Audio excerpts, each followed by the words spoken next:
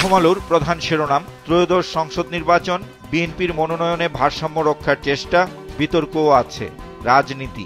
বিশেষ এই প্রতিবেদনটিতে বলা হয়, প্রার্থী তালিকায় এমন কিছু নাম আছে যাদের নিয়ে বিতর্ক ও প্রশ্ন রয়েছে। এ নিয়ে নেতাকর্মীদের মধ্যে মিশ্র প্রতিক্রিয়া আছে। এতে আরো বলা হয়, তরুণ প্রার্থী ৮৩ জন, নারী প্রার্থী ১০, সংখ্যালঘু ৪ জন। আর মাদারীপুর ১ আসনে প্রার্থী ঘোষণা করা হয়েছিল কামাল জামান মোল্লাকে। বিক্ষোভের মুখে গতকাল তা স্থগিত করা হয়। এর পাশাপাশি আরো দুটি খবর, বিএনপির মনোনয়ন তালিকায় নেতাদের ১৯ ছেলে ৫ মেয়ে। আসন সমঝোতা নিয়ে বিএনপির দিকে ঝুঁকছে এনসিপি। সাবেক তত্ত্বাবধায়ক সরকারের উপদেষ্টা হোসেন জিল্লুর রহমানের একটি বিশেষ সাক্ষাৎকার ছাপা হয়েছে প্রথম পৃষ্ঠায়। শিরোনাম, সরকারকে আস্থা ও সক্ষমতার ঘাটতি অতিক্রম করতে হবে। আন্তর্জাতিক প্রসঙ্গ, মেয়র নির্বাচনের ভোট গ্রহণ, নিউ ইয়র্ক ইতিহাস গড়ার দ্বার প্রান্তে, বললেন মামদানি। টিআইবির গবেষণা তথ্য ঘিরে শেষ পৃষ্ঠায় প্রকাশিত খবরের শিরোনাম, জলবায়ুর ৮৯১ প্রকল্পে ২১১০ কোটি টাকার দুর্নীতি। এতে বলা হয়, সরকারের বিসিসিটি প্রকল্পে দুর্নীতির মূল ক্ষেত্রগুলো হল প্রকল্প অনুমোদনে অবৈধ লেনদেন, ঠিকাদার নিয়োগে অনিয়ম এবং অর্থ আত্মসাৎ। ছাত্র জনতার অভ্যুত্থানের সময় ঢাকা বিশ্ববিদ্যালয় ক্যাম্পাসে শিক্ষার্থীদের উপর হামলার ঘটনা ঘটেছে। এ নিয়ে প্রকাশিত খবরের শিরোনাম, নিষিদ্ধ ছাত্রলীগের ৪০৩ নেতাকে কারণ দর্শানোর নোটিশ, ঢাবিতে শিক্ষার্থীদের উপর হামলা। নির্বাচন নিয়ে প্রধান শিরোনাম করেছে যুগান্তর, ধীরে ধীরে কমছে শঙ্কা, সন্দেহ, মতবিরোধ, দেশ জুড়ে নির্বাচনী দামামা। বিশেষ এই প্রতিবেদনটিতে বলা হয়, সরকারের মধ্যস্থতায় ৩ দল ঐকমত্যের খুব কাছাকাছি। এলাকায় প্রচারণায় ব্যস্ত সব দলের প্রার্থীরা। আর বিশ্লেষকদের মন্তব্য, দেশ এখন নির্বাচনী ট্র্যাকে উঠে গেছে, কোনো ষড়যন্ত্র গুজবই আর কাজে আসবে না। দ্বিতীয় প্রধান শিরোনাম, বিএনপির সম্ভাব্য প্রার্থী তালিকা, হেভিওয়েট নেতারা বাদ পড়ায় অসন্তোষ। নির্বাচনে দলের প্রতীক ঘিরে প্রকাশিত খবর, জোটে গেলেও ভোট দলীয় প্রতীকে, পাল্টাপাল্টির মধ্যে আরপিও অধ্যাদেশ জারি। জামাতে ইসলামীর আমির দেশে ফিরেছেন, তার উদ্ধৃতি দিয়ে প্রকাশিত খবর, দেশে ফিরে শফিকুর রহমান, জোটেই ভোট জামায়াতের, প্রার্থী তালিকা শিগগির। বিদ্যুৎ পরিস্থিতি নিয়ে শেষ পৃষ্ঠায় প্রকাশিত খবরের শিরোনাম, আদানির সঙ্গে সরকারের দ্বন্দ্ব চরমে, বকেয়া পরিশোধ না করলে বিদ্যুৎ সরবরাহ নয়। প্রতিবেদনটিতে বলা হয়, ১০ নভেম্বরের মধ্যে ৬০০০ কোটি টাকা দিতে চিঠি, অন্যথায় ১১ নভেম্বর থেকে ১৬০০ মেগাওয়াট বিদ্যুৎ বন্ধ। আর আন্তর্জাতিক আদালতে যাচ্ছে আদানি। সমকালের প্রধান শিরোনাম, রাজনৈতিক বিরোধ না মিটিয়ে আরপিও সংশোধনের গেজেট, নির্বাচন। প্রতিবেদনটিতে বলা হয়, জোটবদ্ধ হলেও ভোট করতে হবে নিজ দলের প্রতীকে, প্রার্থীদের শিক্ষা প্রতিষ্ঠানের কমিটির পদ ছাড়তে হবে না।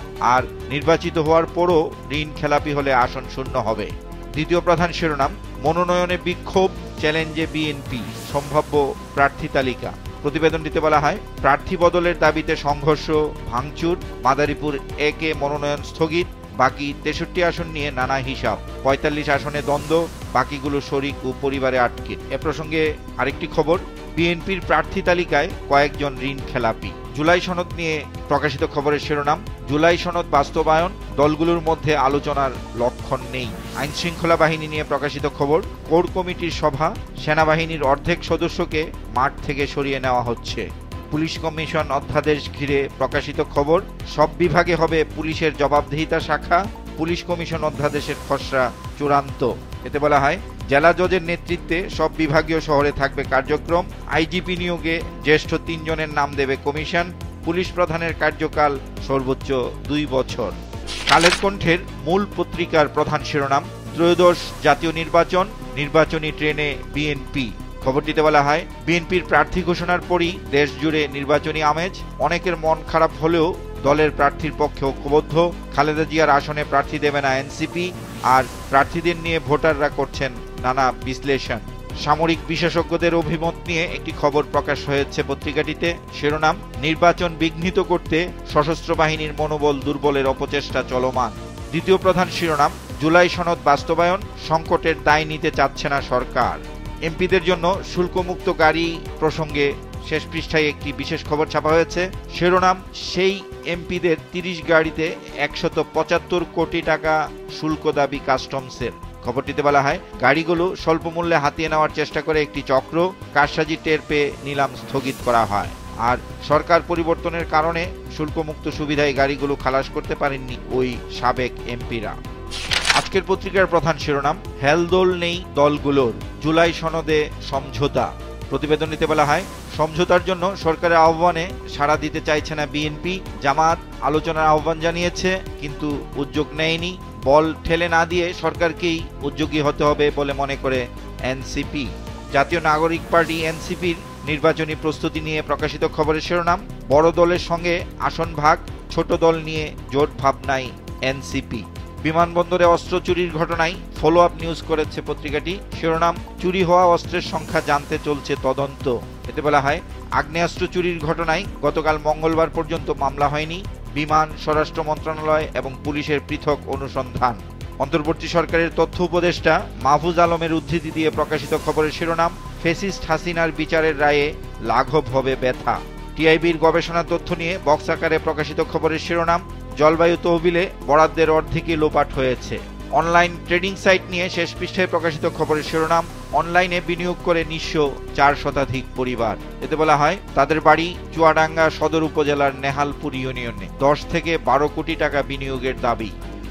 আমার দেশের প্রধান শিরোনাম, জিয়া হত্যায় এরশাদকেই সন্দেহ চট্টগ্রামের তৎকালীন ডিসির। একান্ত সাক্ষাৎকারে সেই সার্কিট হাউসের হৃদয় বিদারক দৃশ্যের স্মৃতিচারণ জিয়াউদ্দিনের। বিএনপির প্রার্থী ঘোষণা নিয়ে প্রকাশিত খবর, 63 আসনে যুগপৎ শরিকদের নিয়ে বিএনপির সমীকরণ। খবরটিতে বলা হয়, অমীমাংসিত কিছু আসনে রয়েছেন একাধিক শক্তিশালী প্রার্থী।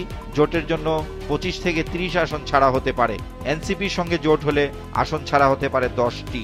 নেনু প্রযুক্তি নিয়ে গবেষণার খবর শেষ পৃষ্ঠায় ছাপা হয়েছে। বিশেষ এই প্রতিবেদনটির শিরোনাম, নেনু প্রযুক্তির যুগে প্রবেশের আগেই থেমে গেল বাংলাদেশ। খবরটিতে বলা হয়, পর্যালোচনা ছাড়াই প্রকল্প সমাপ্তির সুপারিশ। বিশেষজ্ঞ কমিটির ইতিবাচক মতামত উপেক্ষিত। রাজনৈতিক ইস্যু নিয়ে প্রধান শিরোনাম করেছে বাংলাদেশ প্রতিদিন, নির্বাচনী উত্তাপে দেশ। খবরটিতে বলা হয়, মনোনয়ন পেয়েই মাঠে বিএনপি প্রার্থীরা, নেতাকর্মীর মিষ্টি বিতরণ ও উল্লাস। অন্যদিকে বিক্ষোভ সংঘর্ষে বঞ্চিতদের অনুসারীরা, স্থগিত এলাকায় প্রার্থিতা দাবি। নির্বাচন ঘিরে প্রধান শিরোনাম করেছে দেশ রূপান্তর পত্রিকাও, এনসিপিকে জোটে চায় বিএনপি, ত্রয়োদশ সংসদ নির্বাচন। এতে বলা হয়, ফাঁকা আসনগুলোই এনসিপি, গণতন্ত্র মঞ্চের শরিক দলগুলোর পাশাপাশি 12 দলীয় জোটের নেতাদের প্রাধান্য দেয়া হবে। দ্বিতীয় প্রধান শিরোনাম, গণভোটের আলোচনায় ভাটা। কালবেলার প্রধান শিরোনাম, জোটের জট খোলার চ্যালেঞ্জে বিএনপি, আসন বন্টন। খবরটিতে বিএনপি মহাসচিব মির্জা ফখরুল ইসলাম আলমগীরের উদ্ধৃতি দিয়ে বলা হয়, বিএনপির সঙ্গে যারা যুগপৎ আন্দোলন করেছেন, যেসব আসনে তারা আগ্রহী সেসব আসনে প্রার্থী দেওয়া হয়নি। তারা নিজেদের প্রার্থীর নাম ঘোষণা করলে চূড়ান্ত করা হবে। বিশেষ করে যুগপৎ আন্দোলনে যারা শরিক দল আছে তাদের সঙ্গে আলোচনা করে কয়েকটি আসনে পরিবর্তন আনা হতে পারে। বিদ্যুৎ সরবরাহ পরিস্থিতি নিয়ে শেষ পৃষ্ঠায় প্রকাশিত খবরের শিরোনাম, বাংলাদেশে 11 নভেম্বর থেকে বিদ্যুৎ সরবরাহ বন্ধের ঘোষণা। আদানিকে ভারতে বিদ্যুৎ সরবরাহের অনুমোদন। খবরটিতে বলা হয়, ভারত সরকার আদানি পাওয়ারকে গোড্ডা প্ল্যান্ট থেকে ভারতীয় গ্রিডে বিদ্যুৎ সরবরাহ লাইন স্থাপনের অনুমোদন দিয়েছে। গোড্ডা প্ল্যান্ট থেকে বর্তমানে একচেটিয়া বাংলাদেশে বিদ্যুৎ সরবরাহ করা হয়। পিডিবির সম্মতি ছাড়া ট্রান্সমিশন লাইন স্থাপনের জন্য ভারতের অনুমোদন নেওয়া পিপি এর লঙ্ঘন।